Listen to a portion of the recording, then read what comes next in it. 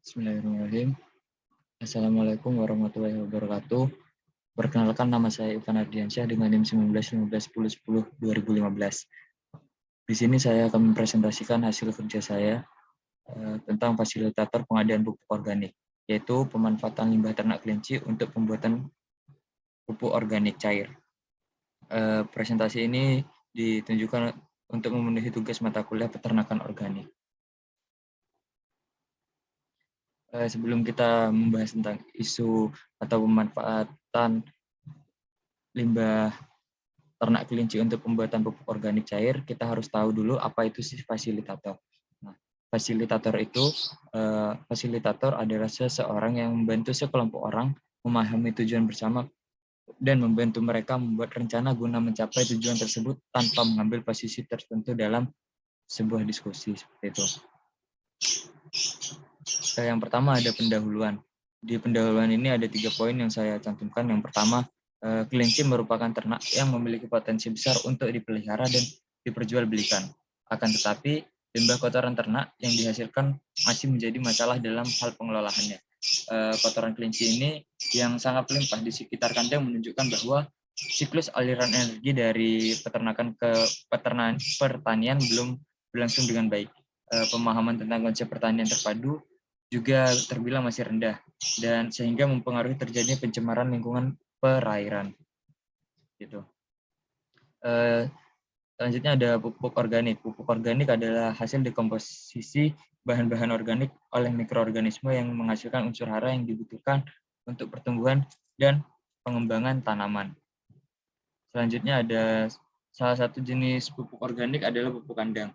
Aplikasi pupuk kandang berpengaruh positif terhadap sifat fisik dan kimiawi tanah, serta mendorong kehidupan mikroorganisme tanah sehingga mempengaruhi kesuburan tanah secara keseluruhan. Menurut Hajimin 2011, Dines dan et al. 2012.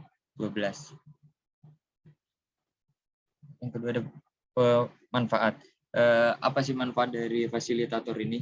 Yang pertama, dapat menanggulangi limbah kotoran kelinci. Yang kedua, dapat mengedukasi masyarakat. Yang ketiga, menjadikan bahan alternatif pengganti pupuk anorganik.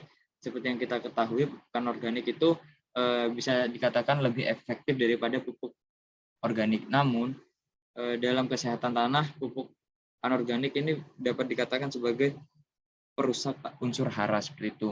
Yang keempat, ada yang memperbaiki unsur tanah dan meningkatkan produktivitas tumbuh tanaman. Gitu. Yang ketiga ada prosedur kegiatan fasilitator.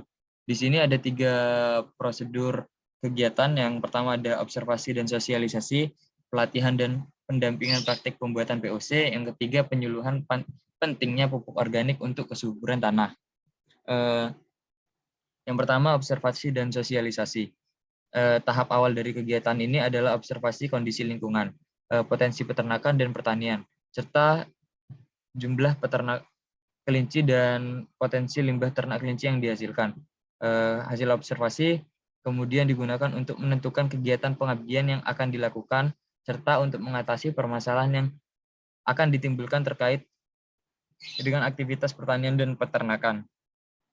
Setelah kegiatan observasi dan sosialisasi terlaksana, kegiatan selanjutnya adalah sosialisasi kepada para peternak kelinci dan petani. Itu.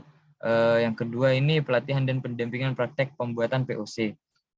Sebelum melaksanakan kegiatan pelatihan dan pendampingan praktek pembuatan POC, tim dibantu dengan masyarakat menyediakan alat dan bahan yang dibutuhkan untuk pembuatan pupuk organik cair atau POC.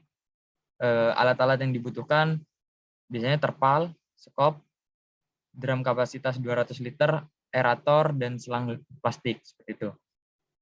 Selang karet pun juga bisa.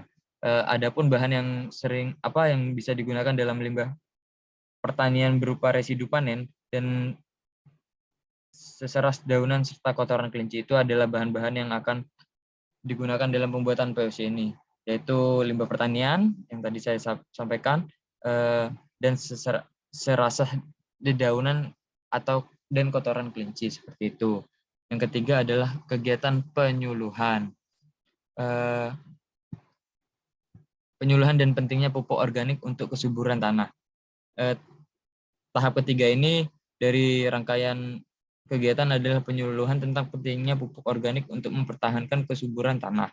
Penyuluhan dilakukan melalui penyampaian materi dan diskusi terkait dengan masalah kesuburan tanah di lahan pertanian, seperti itu.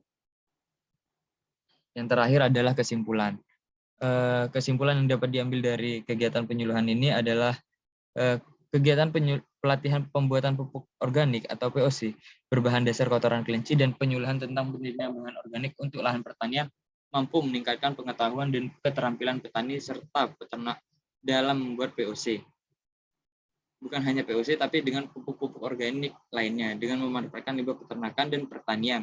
Kegiatan penyuluhan ini juga dapat meningkatkan pemahaman petani dan peternak kelinci tentang pentingnya bahan organik untuk kesuburan tanah, seperti itu. Terima kasih.